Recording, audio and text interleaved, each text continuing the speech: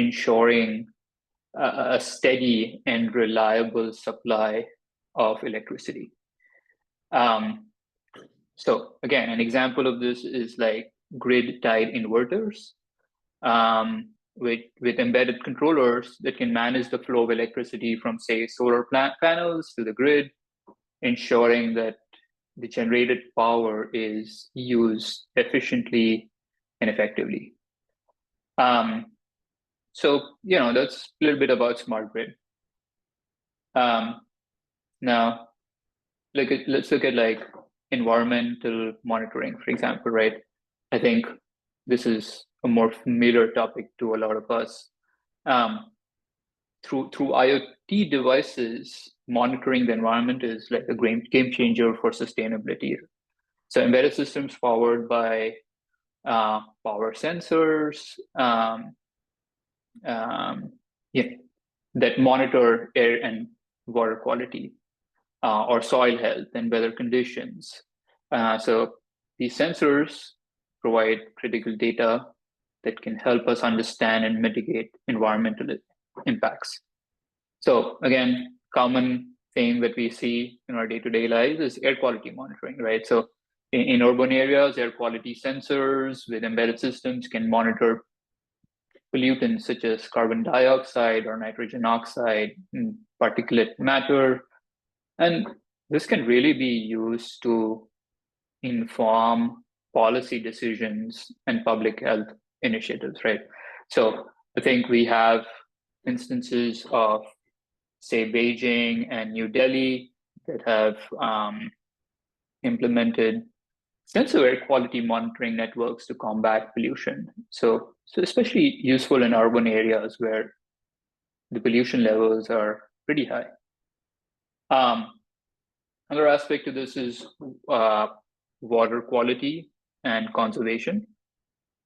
So embedded systems in water sensors can detect like contaminants, monitoring water levels, and even optimize water usage. So this is particularly important in agriculture and regions facing water scarcity. So IoT-based water quality monitoring systems can detect pollutants in real time, preventing contamination of drinking water sources. So, and even soil moisture sensors help optimize irrigation, thereby like conserving water and even enhancing crop yields, right? So, in terms of environmental monitoring, there's a lot that's happening, but a lot can be done.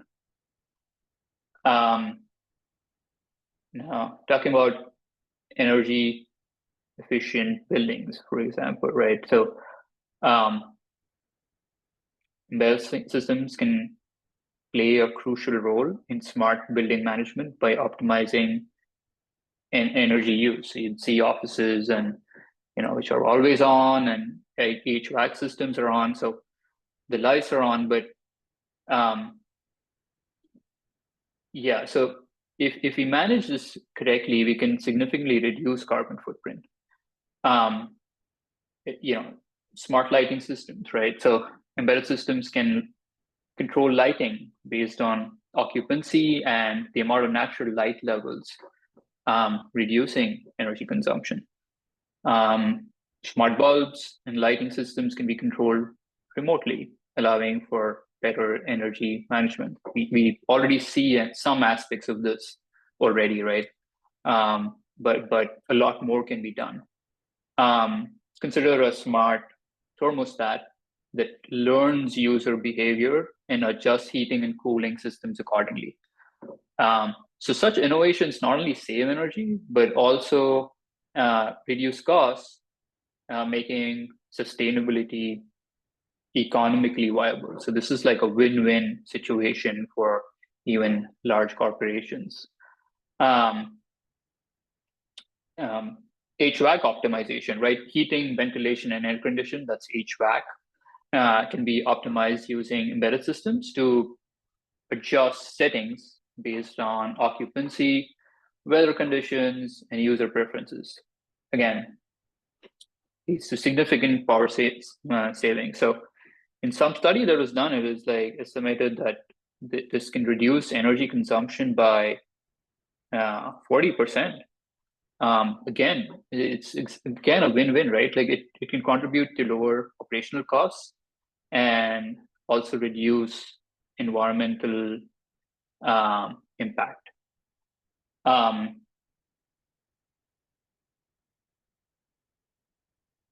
Okay, this is something that all of us are very well aware of. And we all know that the major greenhouse emitter is transportation. Embedded systems in electric and autonomous vehicles can transform the sector, right? Like we're already seeing this sector already booming. Battery management systems optimize the use of energy in vehicles, extending their range and lifespan. So electric vehicle efficiency, right? So embedded systems in EVs can manage battery performance, monitor energy consumption, and optimize the charging process. This ensures that EVs are more efficient and reliable. So, you'll see battery management is such a big thing that they're like, there's usually a sub-org within these large corporations. And say, you'll see these EV manufacturers, they use embedded technology to monitor the health and performance of its batteries to, again, for optimal efficiency and longevity, right? So, and then not only the EV aspect of it, but autonomous vehicles rely on embedded systems for like navigation, safety, and efficiency. But that's one aspect. But say we take that information and use it for real-time traffic management, which can reduce congestion and emissions by dynamically adjusting the traffic lights and providing optimal routing for vehicles. So LA and Singapore are some cities that are already making some progress in real-time traffic management. It's embedded systems in vehicles are used to monitor traffic flow and adjust signal timings, reducing congestion and emissions. So sustainable transportation is a game changer for enhancing sustainability in terms of climate.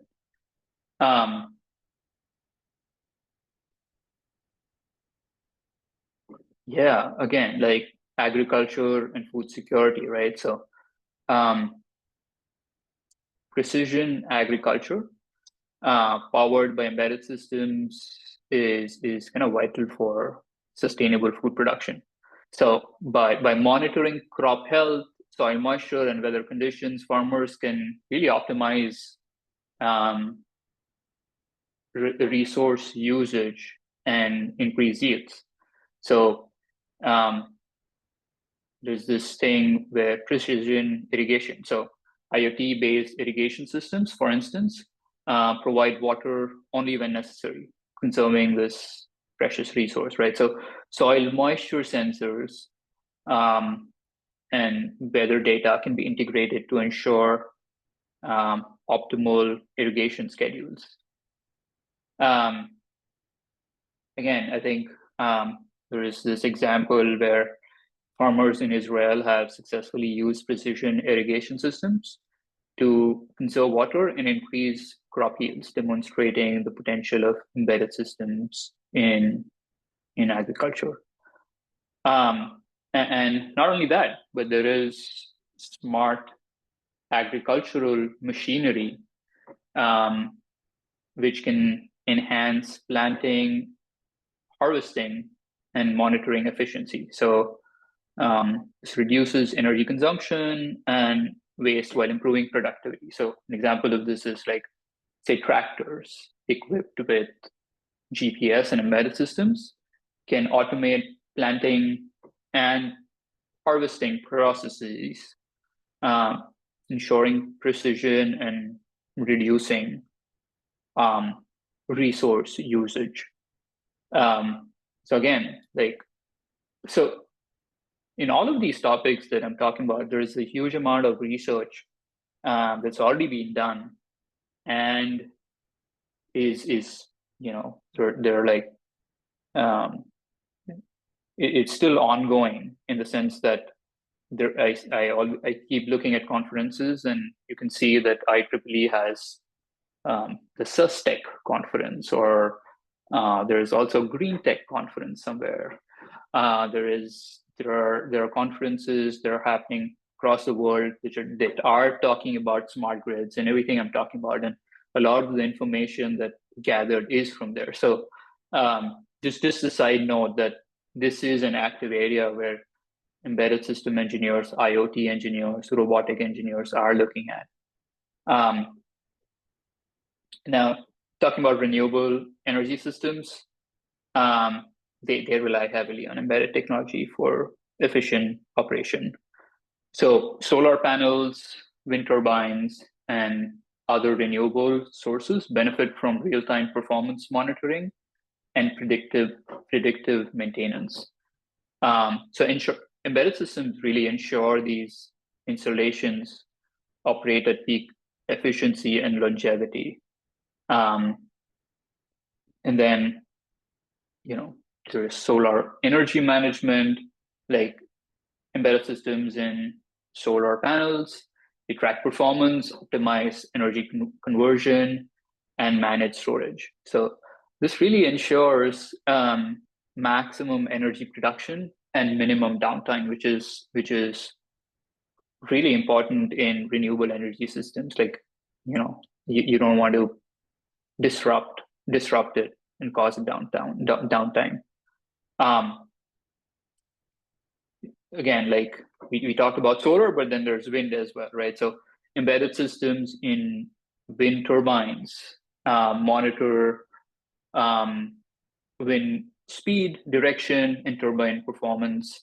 Again, this data is used to optimize turbine operation and increasing energy output. So example of this is wind farms in Denmark use embedded systems to monitor and control turbine operations, maximizing energy production and reducing maintenance costs, right? So just a few weeks back, I was reading a paper from somewhere in China where they're talking about how to optimize wind energy in places where there's a lot of sand movement going on. So at what angle would the panels be faced, and or how would the rows be arranged? So there was a systematic study being done in that aspect. Again, it was very geography specific because the winds usually come in a particular direction, but it'll be interesting to see many more such studies done wherever there is a wind farm.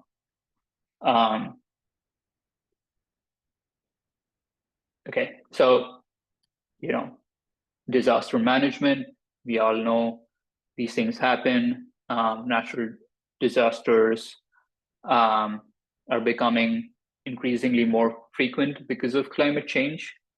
And really, embedded systems are crucial in early warning and response systems, right? So for instance, like seismic activity monitoring systems equipped with embedded technology and can provide timely alerts before earthquakes, saving lives and really minimizing the damage.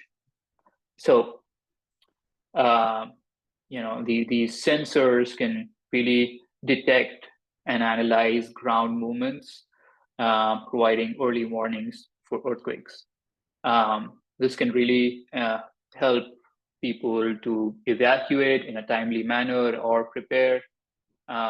Japan is one example where There is some use of the early warning systems using a network of seismic sensors to detect and alert residents of impending earthquakes. This really helps reduce casualties and damage. So that's one thing, but then we're also seeing an increasing number of floods. So flood prediction systems monitor like water levels and weather patterns, thereby issuing warnings to communities at risk, right? So again, a lot of real-time data collection and analysis from these embedded systems can help in this. Netherlands employs an advanced flood monitoring system that uses embedded systems to track water levels and really predict floods, protecting its lower regions from disaster. And then there is waste management, right? So under important aspect of sustainability, I guess,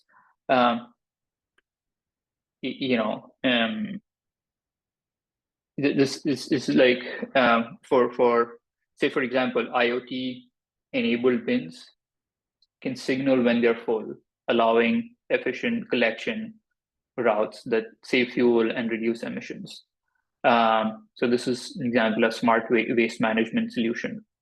So they monitor fill levels and communicate maybe with the waste collection services. This can ensure like timely and efficient waste collection, reducing overflow, litter, and all kinds of things. San Francisco is probably one example where they have implemented this in some ways,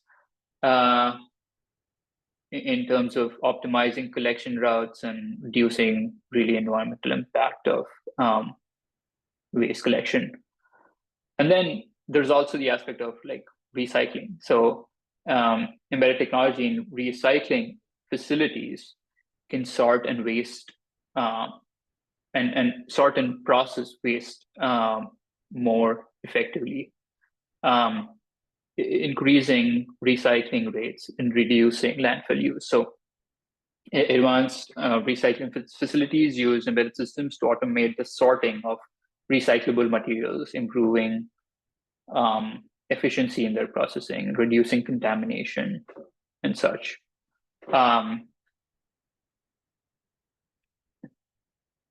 And yeah, I mean, smart cities, right? So integrate, smart cities can integrate various embedded systems to enhance urban sustainability. So smart traffic lights, something we already talked about. Smart traffic lights in public transportation systems. Many such technologies can reduce like environmental impact and quality of life. So we already talked about smart traffic management, where traffic lights and monitoring systems can adjust signal timings based on real-time traffic data, and can improve urban mobility in a big way. I think Barcelona does this as well. And then there is the aspect of, say, public transportation, which every city has. They can be equipped with embedded technology that can optimize routes and schedules, again, making them more efficient and user-friendly.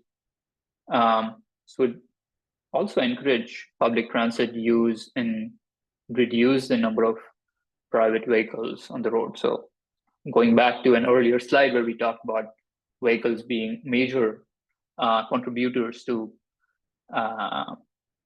emissions. So a smart city can help reduce that.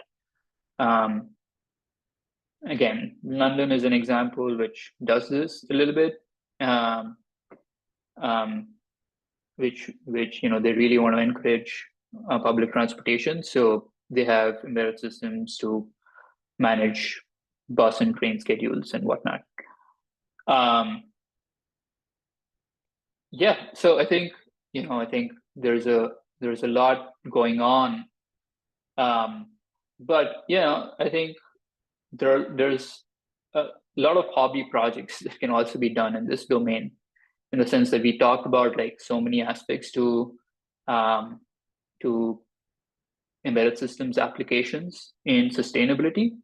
And if you want to start diving into it, I mean, you'll see numerous projects on the internet just using a simple Arduino or a Raspberry Pi for, say, home automation, soil sensors, smart waste bins to detect fill levels, air quality sensors.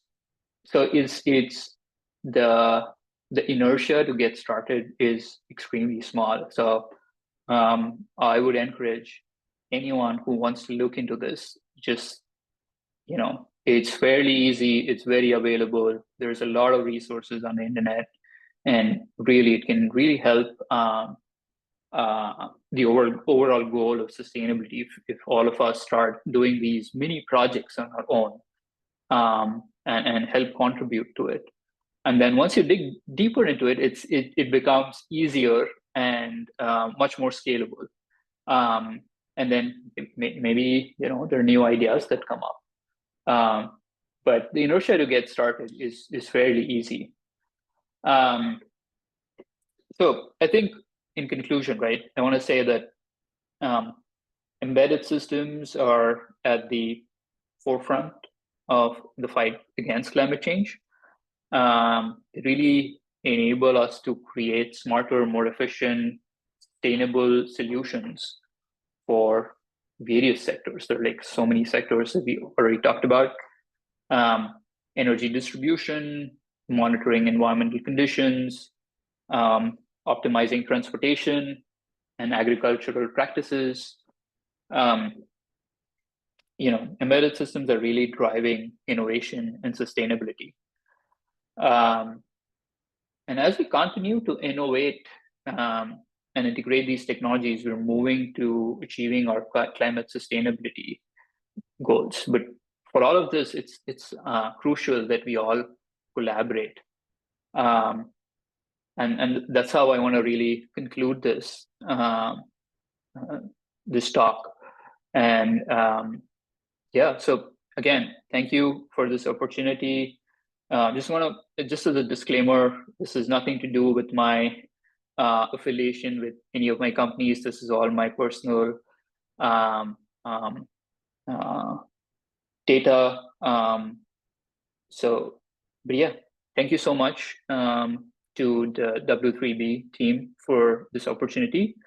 And yeah, if you have any questions about this talk or about embedded systems in general, or anything for that matter, I'd be happy to answer those. But if not, it's great to see everyone here, and really a pleasure. All right, so we'll open up the floor for questions. And yeah, if anyone has any questions, please feel free to speak up. And if there's not, we'll pull some from our registration.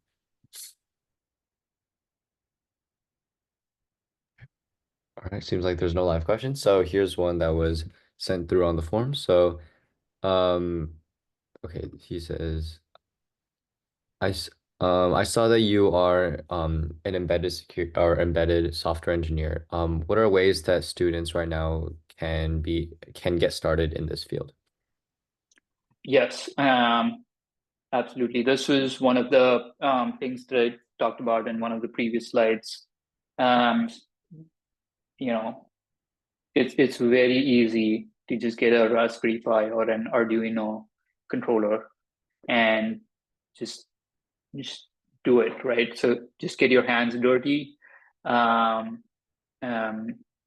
There's so much material available online that there's no dearth of material. So sensors, and it's almost like a plug and play. And once you start doing that, that's how you can really start enjoying what an embedded system can do. So if you have a house, backyard,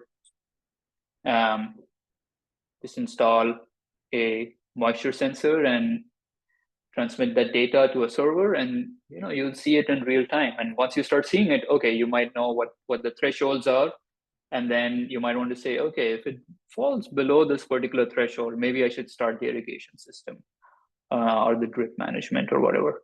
And then you figure out, okay, what's the next step? How do I do that? How do I use an embedded system to do that? And maybe use another Raspberry Pi. So it's fairly easy. And once you get started into this domain, I think this domain is fairly huge.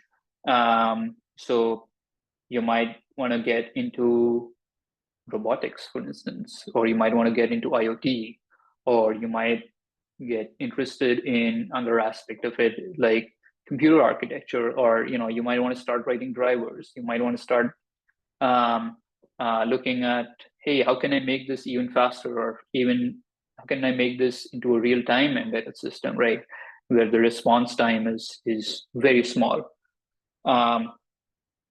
But to get started, I think it's fairly easy.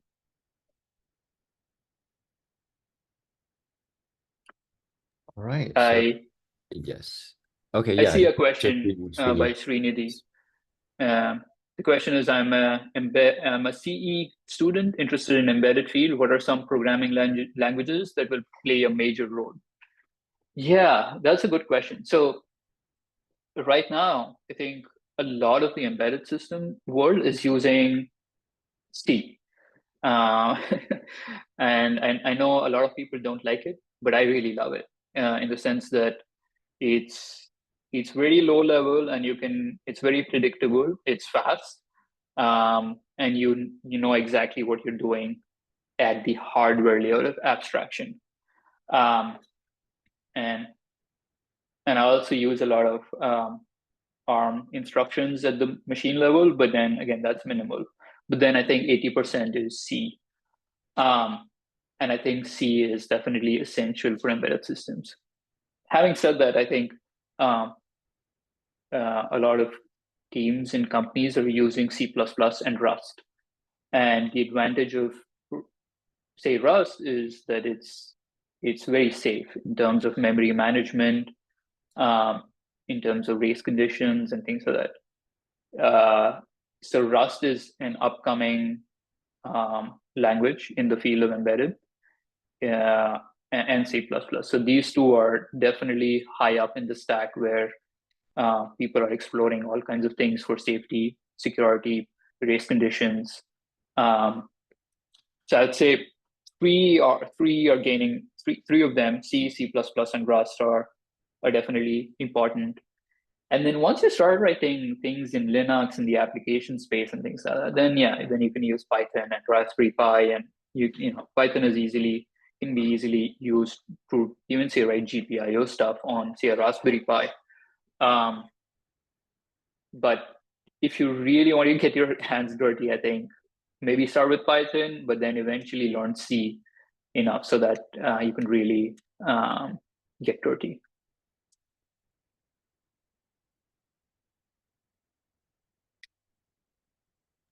All right, cool. So that seems like all the questions we have. Thank you so much, Kunvar, for your time to really highlight some fields, especially sustainability in what you understand. So once again, everyone, thank Kunvar so much for his time. And yeah, we'll begin our award ceremony. All right. Thank you, All Kunvar, right. for the rest of your day. Thank you, everyone. Yep. Thank you.